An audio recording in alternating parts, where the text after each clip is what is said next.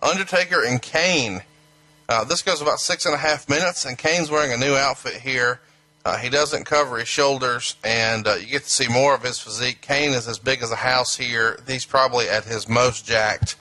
And Taker here is kind of in transition. He's doing the American Badass character, and they meet in the aisle. And Taker starts going for Kane's mask early. And Ross makes mention that he doesn't remember anyone ever going for it before. So it's clear that's going to be the story that they tell. And he manages to rip the mask about 2.5 minutes in. And then Taker nails Kane with stairs at ringside. And now we've got some blood. And then all of a sudden, before you realize it, Taker has Kane's mask off completely. And Kane manages to cover his face with his hair and his hand. And then threatens to retreat, and he does. He heads straight towards the back.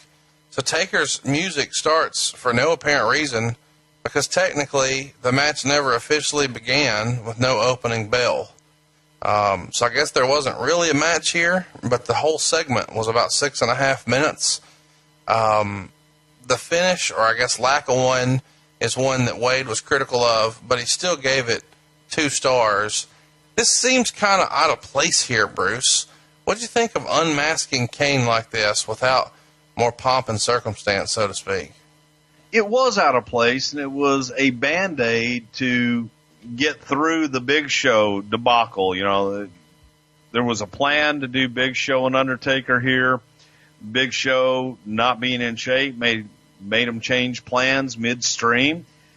So Kane got turned heel and got thrown in to basically an old program with his brother, the Undertaker. So let's have a fight and not really have a match.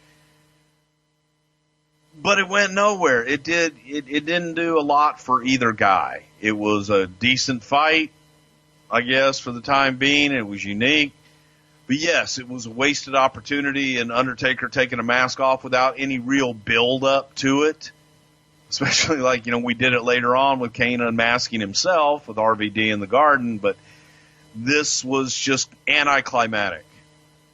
And I don't think it did a lot for either guy.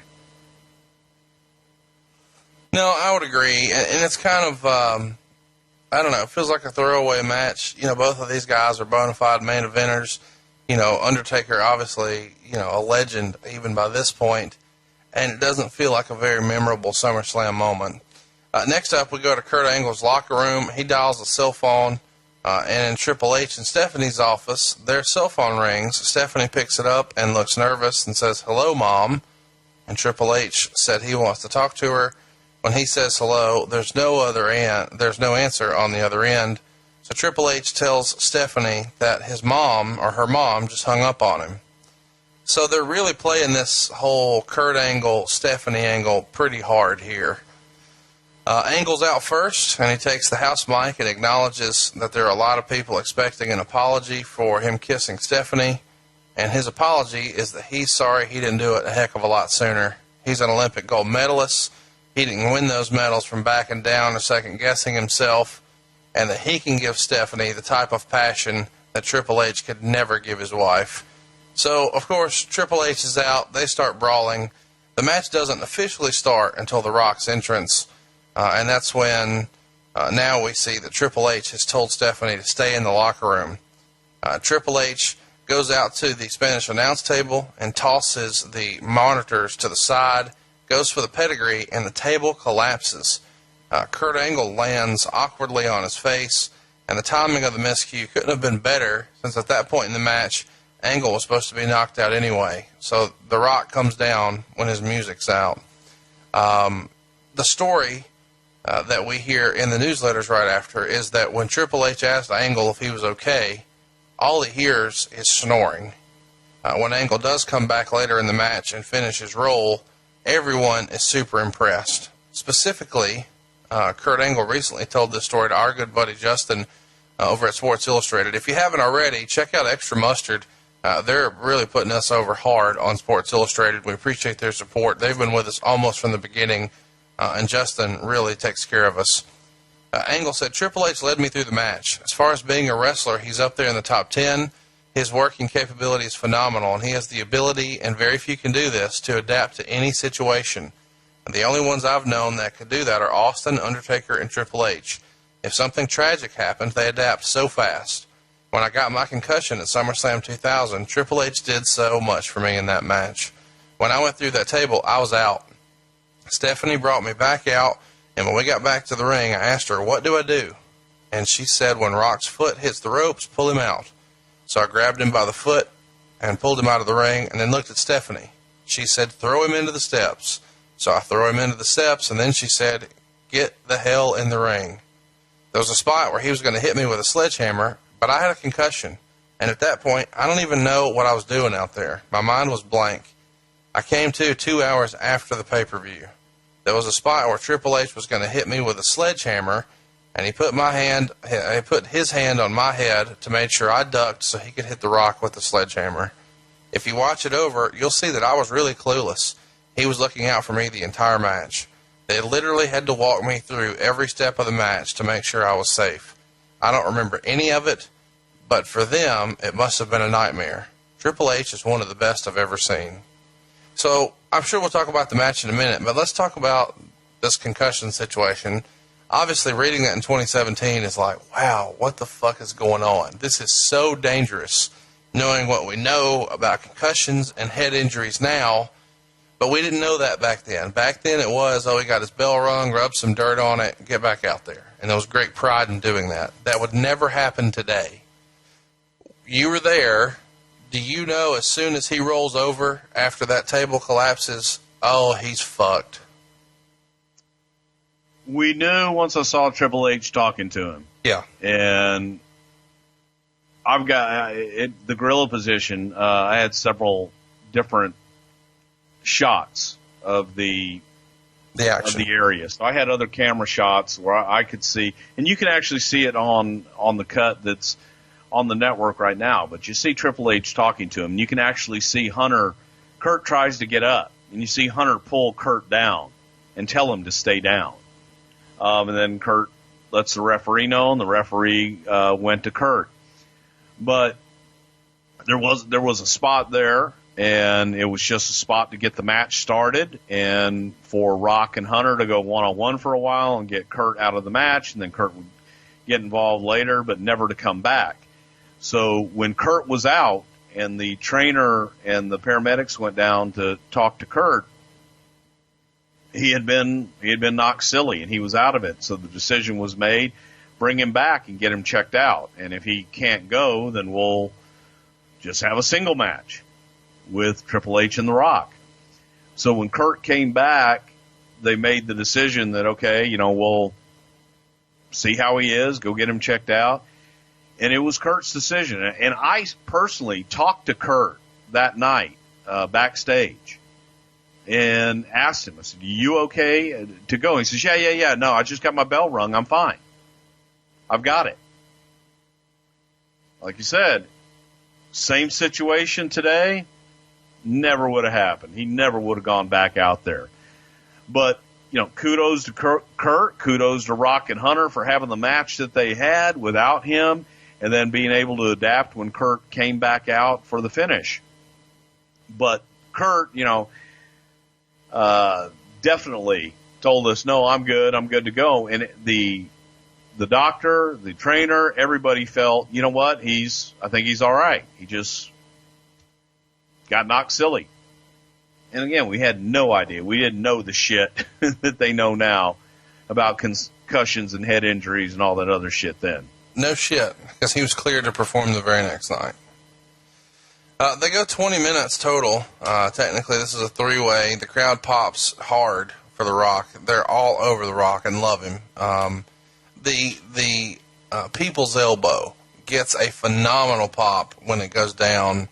We haven't talked about the People's Elbow a lot. Do you remember anybody in particular saying, I ain't fucking selling that. That's shit. I'm not doing that.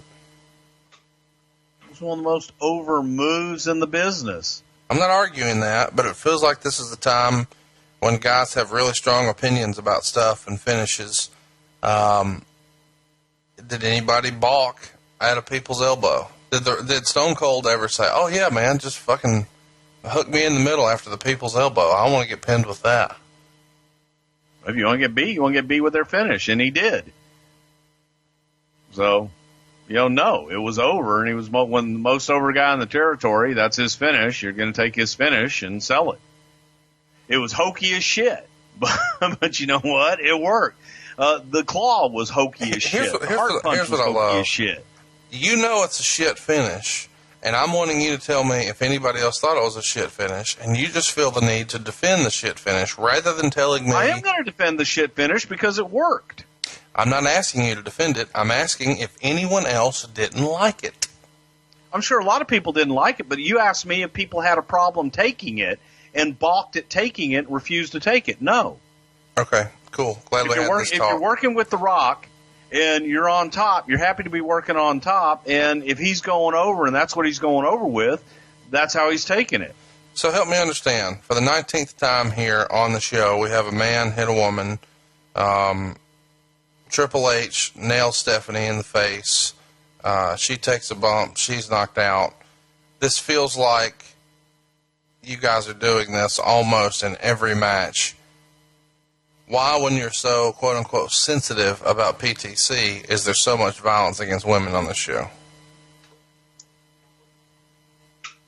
I can't answer that one. I don't know what the hell their rationale was. You mean our? Yeah. Our. Well, here you go.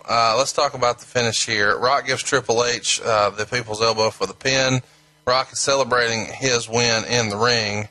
And Ross and Lawler wonder if Triple H hit Steph intentionally. Dave, forced to have it, Wade would say, a good main event, especially the pre-match Triple H versus Angle action and the dramatic finishing minutes. Rock Triple H action had a rerun feel to it, and it seemed to be filler until Steph and Angle returned to the match. Angle picked Steph and shot Triple H a stare before returning to the back. Angle fit in just fine with the two top dogs in this high-pressure spot on the pay-per-view. He gave it 4 stars.